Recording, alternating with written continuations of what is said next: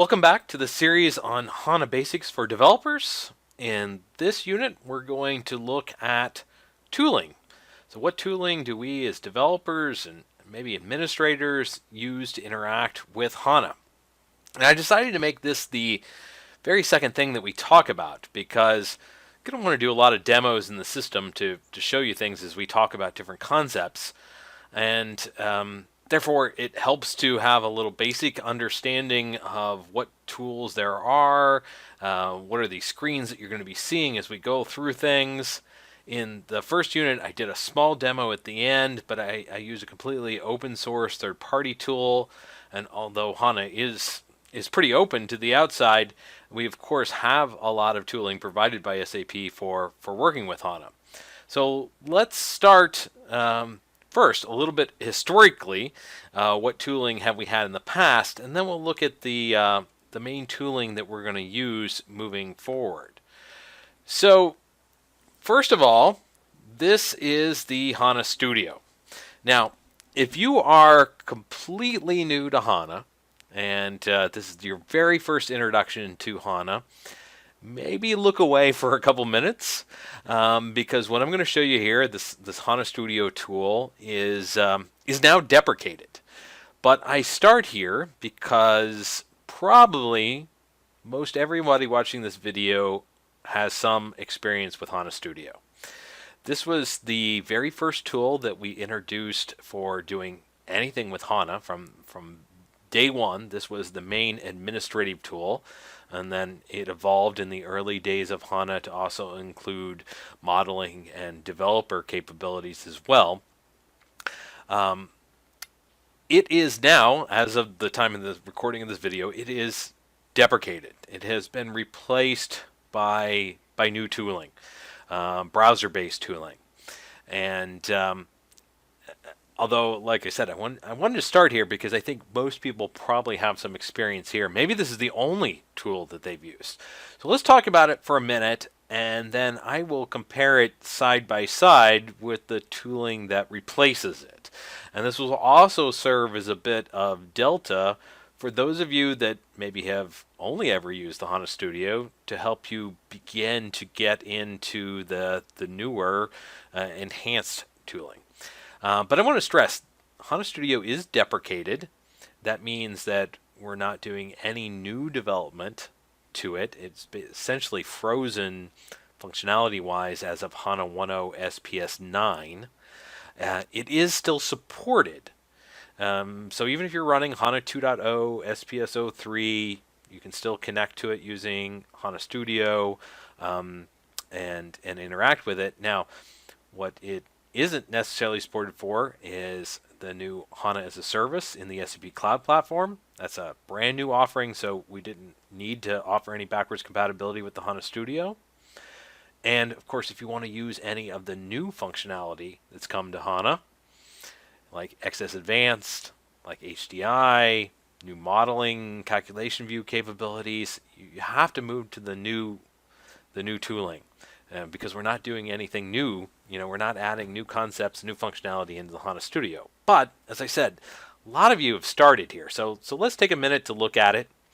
First of all, it is Eclipse-based. And I actually, there's two different ways to install it. You can get the HANA Studio installer from SAP and install the whole thing. And actually what it does behind the scenes is it installs standard Eclipse and then adds in the HANA specific add-ins.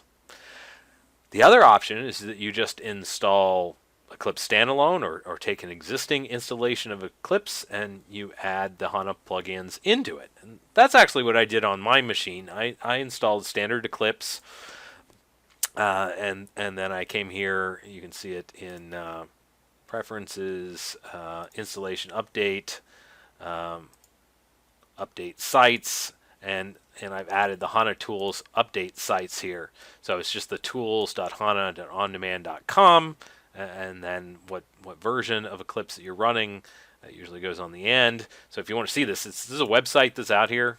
We can pull it up over here.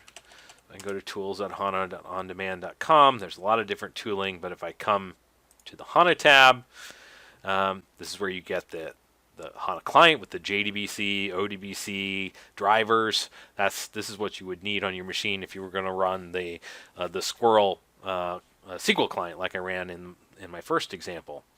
But the HANA tools, for instance, that's what I'm running here. That's the HANA Studio, otherwise known as.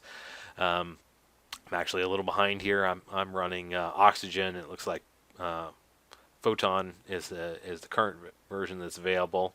But I don't use HANA Studio very much. I basically just dug it out here to do this demo. Mostly I use the new tooling. Now, I go into this background because this is an important distinction.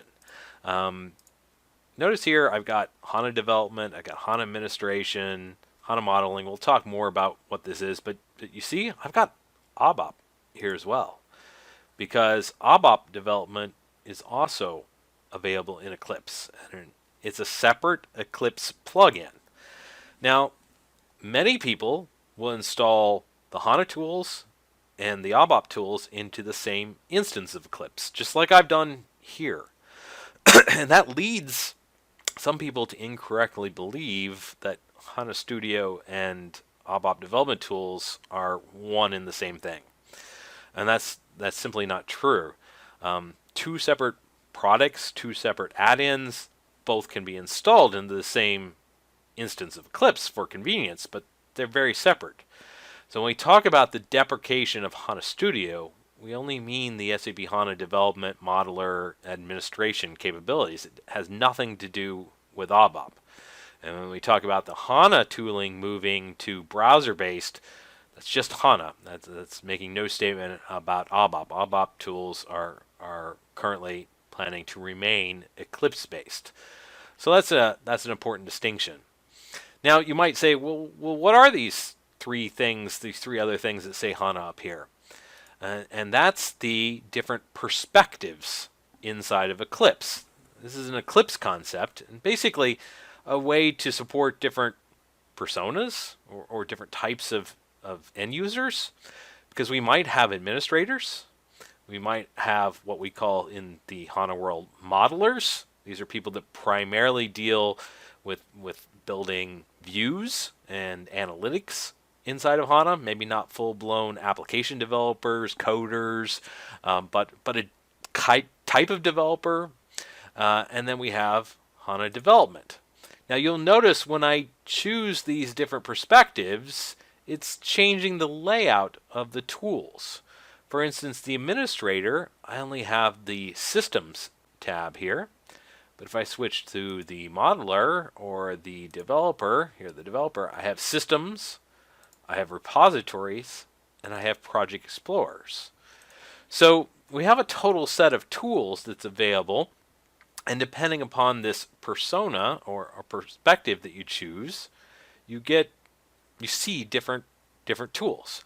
For instance, the administrator primarily needs system administration capabilities, so they can come in here and they can see the various systems, multiple systems, and they can click on a system and it'll pull up the overview information, how much memory it's taking, how much disk space, view the landscape, the individual processes, alerts, do system configuration, and things like that.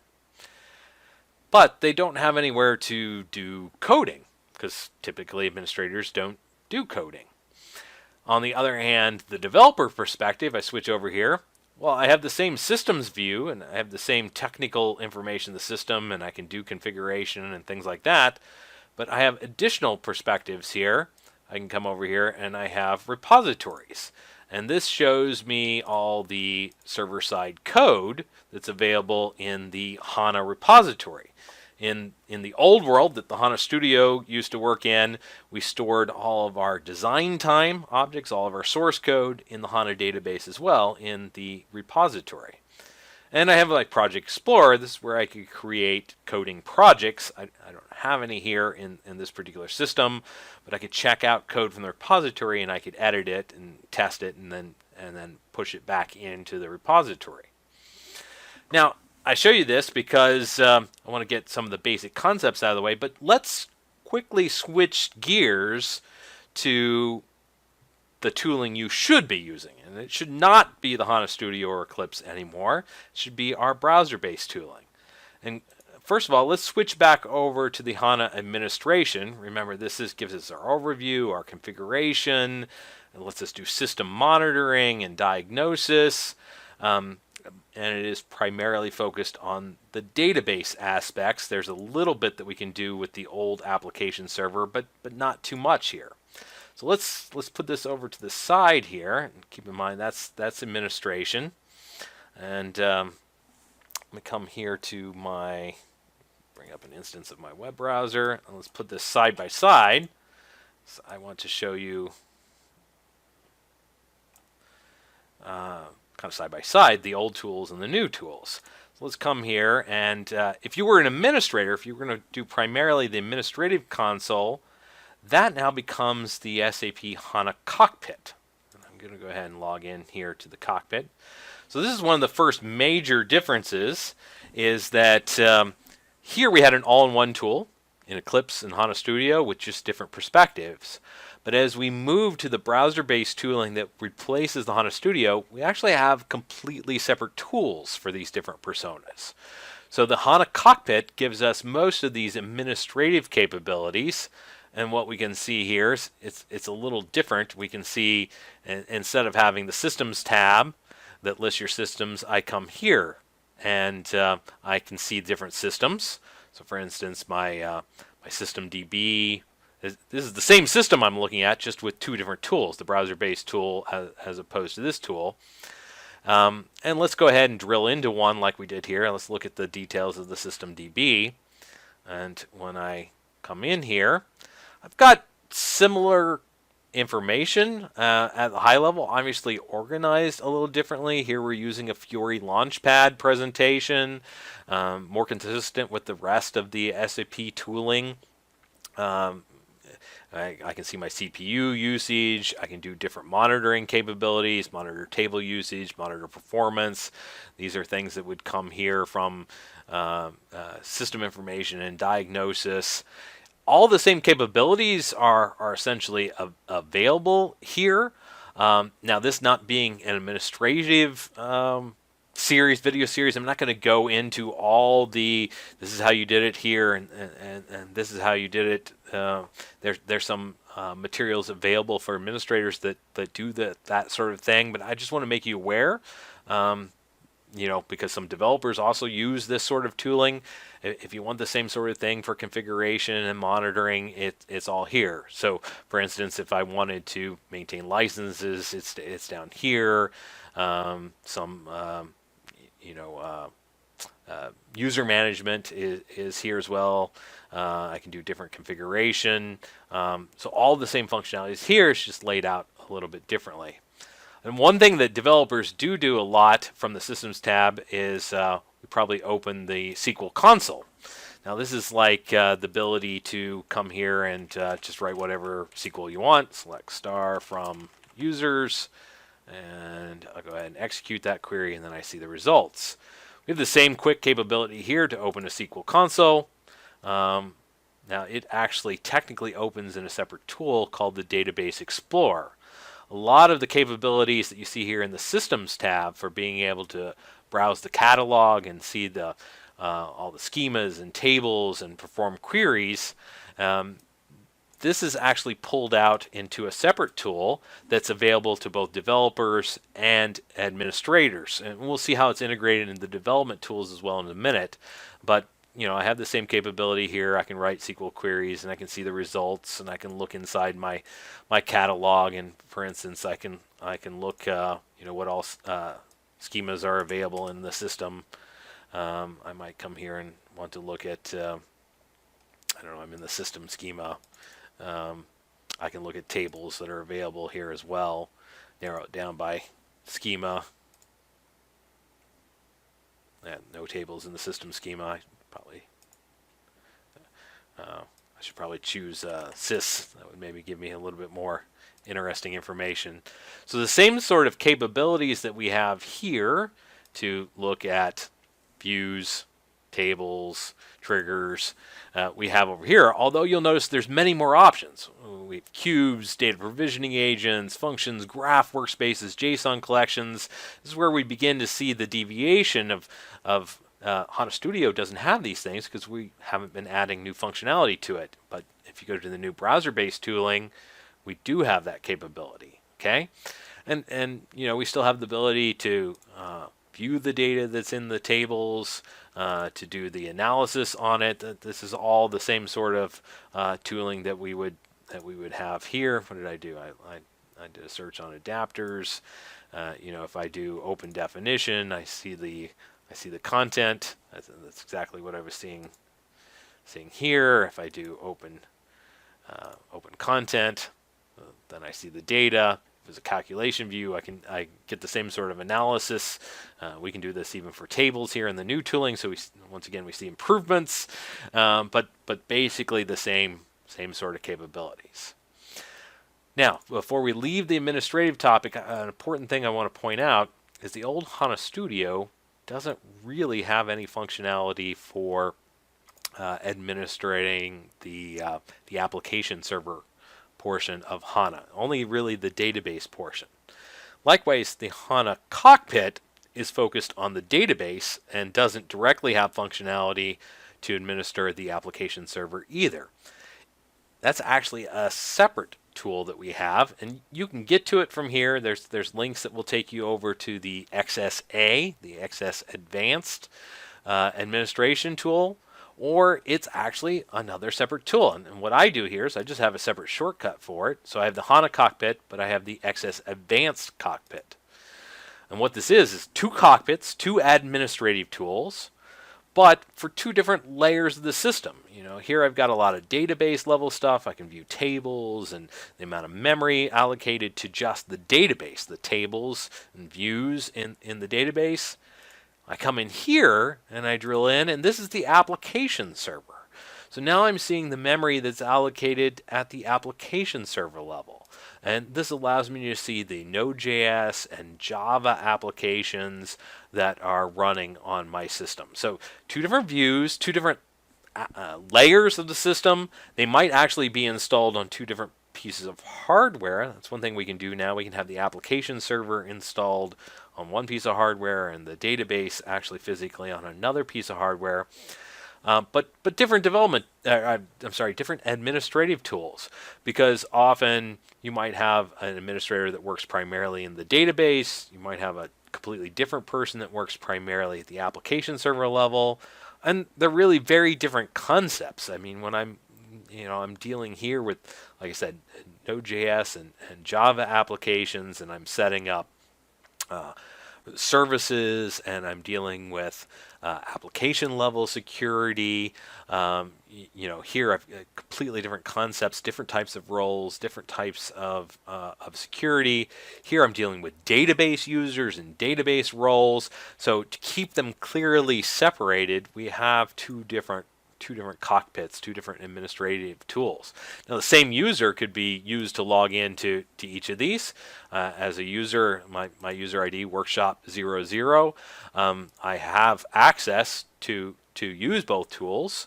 That could be the case that a particular company I have both roles, and therefore I go back and forth between both tools. Okay. Now let's leave the administrative space and let's switch over to the development space. And when I talk about development, the development perspective here in Eclipse, you see I have the system view, so I still have that administrative kind of capabilities. I have the ability to drill into the catalog and things like that.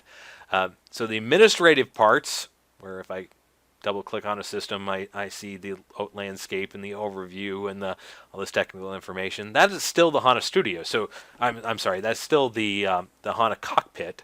So many developers will also have access to the HANA Cockpit, and they will have access to the XS Advanced Cockpit. If they need to do some administration, some monitoring, they might well use these tools as well. But the primary tool that developers are going to use is mainly the SAP Web IDE. So let me come here and load it up. And on premise, we call it the SAP Web IDE for SAP HANA. And in the SAP Cloud Platform, it's called the SAP Web IDE Full Stack. And largely, they're essentially the same tool, the same look and feel, the same capabilities. Now, the full stack version allows you to develop things other than HANA. It's got functionality for Fiori and mobile development and workflow and all the other things that you could do in the cloud platform. The Web IDE for SAP HANA is just for HANA development. But for a moment, let's focus in here. We'll come back and we'll do a session later that does more comparing and contrasting cloud-based development versus on-premise. But for now, let's just focus on the Web IDE, whether it's the full stack or the for HANA on-premise version. Not a lot of differences. The core concepts we're going to talk about here are essentially the same. Now, when I come in here, you'll notice, first of all right, don't really have a systems tab.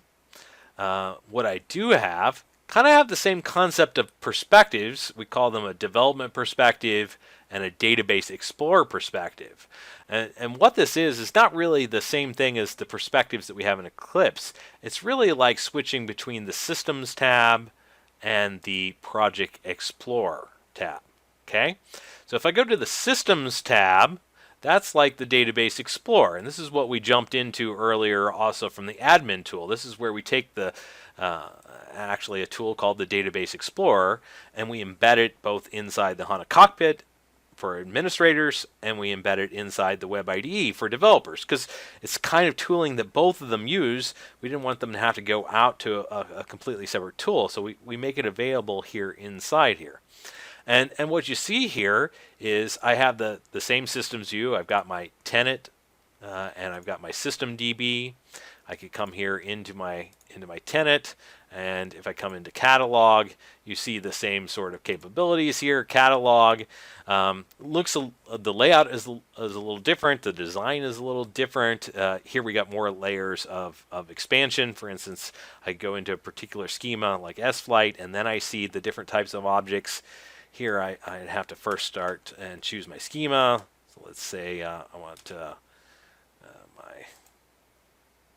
come here and I want to say let's look at the same S-Flight. I'll say OK. And now that I've narrowed it down, I can see, and once again, we have different more items that are available here. So only new functionality is coming here to the browser-based tools. If I come here to tables, then I see, for instance, SBook. If I come here to tables, I also see SBook. And I can go ahead and open that. Same way, I could come here and I could open SBook and see same sort of information. I can say open data and preview the data. Here I can say open data preview. And I have the same sort of capabilities to view the data. I can execute, I can add filters. There's some nice capabilities. We actually have even more capabilities here to edit the data directly in line, to add new records, save, delete records. Of course, you have to have the proper authorizations to do these things, and we don't let just anyone edit the data. But if you have the correct data, I can download the data to a file, and I have the same sort of analysis capability that we had here in the HANA Studio. So hopefully this is helping you realize the navigational differences are the way we get to things are a little different, but the same functionality is essentially available in both tools. Now that's our Systems tab, which lets us see our runtime objects. That's what we're doing. We're seeing already deployed runtime objects. In the HANA Studio, when we want to do development, we use, as I said, a combination of the Repositories tab and the Project Explorer.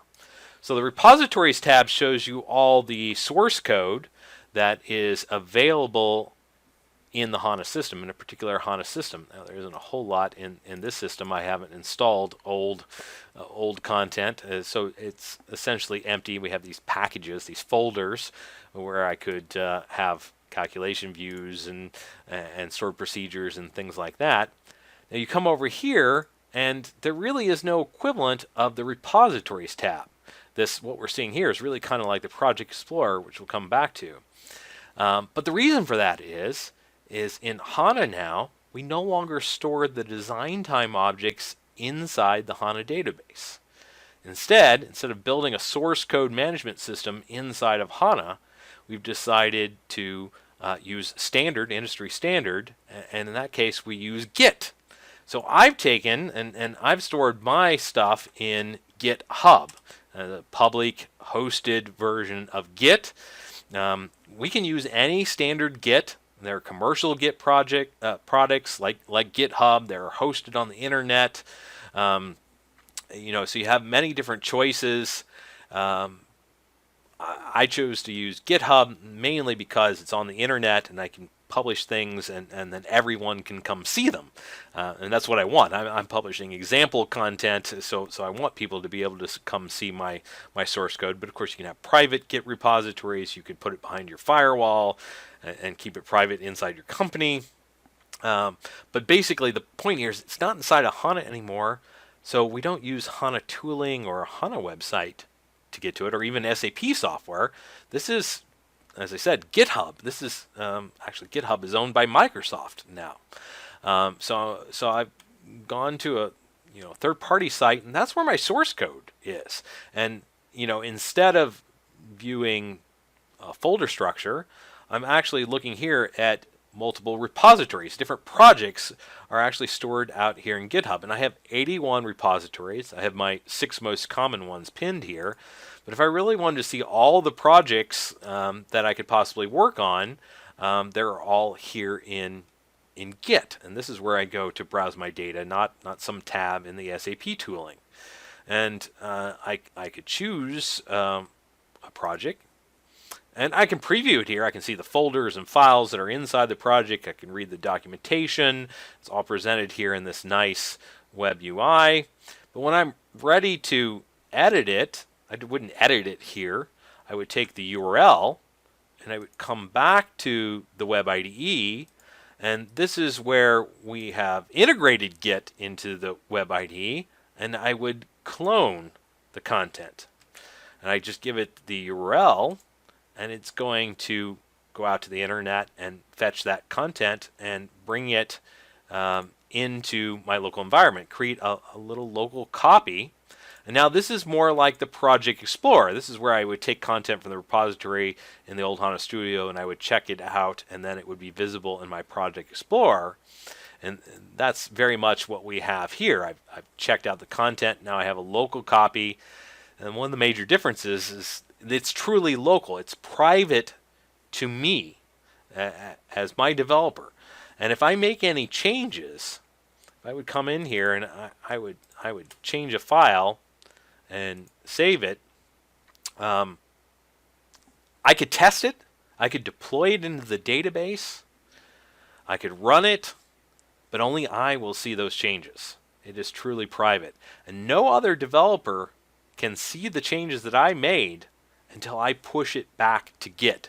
So Git becomes not just the source code management system, the version management system, that's where all the versions of the objects are stored, but it's also how we share changes between multiple developers. This is a huge change from the way that things worked in the old world with the HANA Studio, where really only one change could be active in the system at a time, and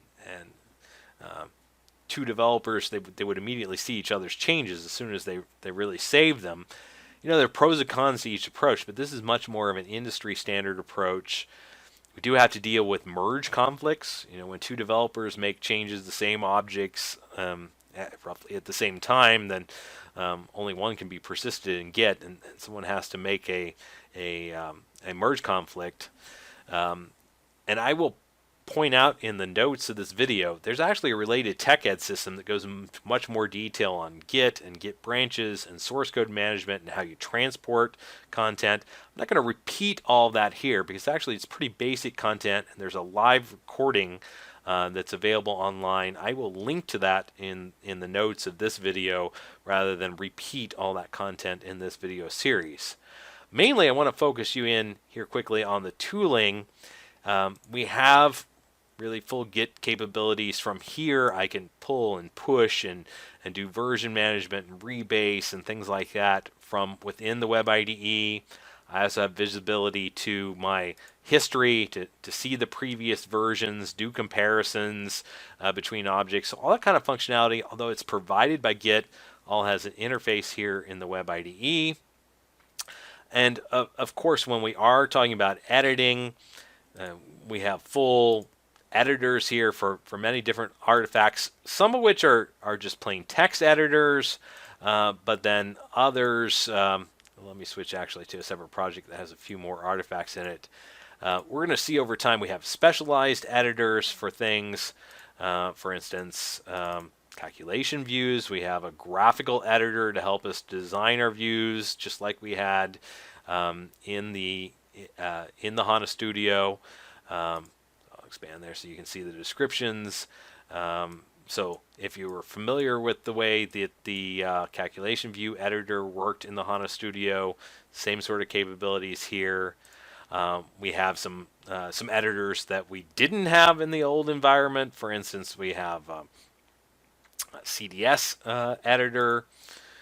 We have support for HTTP table as SQL DDL. We'll come back and talk about some of these concepts, some of these development concepts and development artifacts a little bit later. I don't want to overwhelm you with too much at once. I just want to make you aware of how the development process looks a little bit and more get you comfortable with what the tooling is, so that as we then move in future videos into more of the concepts and the flow, you're not overwhelmed by, oh, what tooling is that? How did you get there? What were you running? And particularly for those of you that started in the HANA Studio, have some experience there, help you make that bridge to begin to bring you into the web-based tooling world and make you ready to begin your journey in this new HANA development environment.